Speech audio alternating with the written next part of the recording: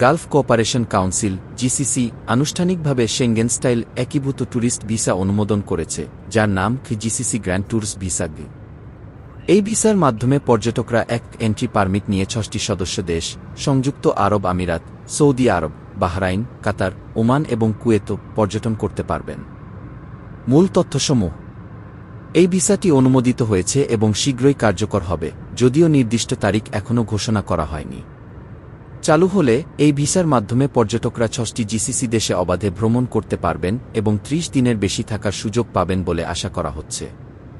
এই উদ্যোগটি পর্যটন শিল্পকে উৎসাহিত করবে, দীর্ঘ সময়ের জন্য পর্যটকদের আকৃষ্ট করবে, আঞ্চলিক ব্যয় বৃদ্ধি করবে এবং আতিথেয়তা খাতে আরও কর্মসংস্থান সৃষ্টি করবে।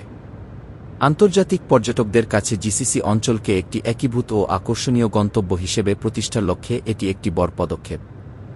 বর্তমানে এই ভিসা প্রত্যেকটি জিসিসি দেশের স্বরাষ্ট্র মন্ত্রণালয় এবং সংশ্লিষ্ট কর্তৃপক্ষের পর্যালোচনার অধীনে রয়েছে এবং শীঘ্রই চালু হওয়ার সম্ভাবনা রয়েছে বলে জানানো হয়েছে।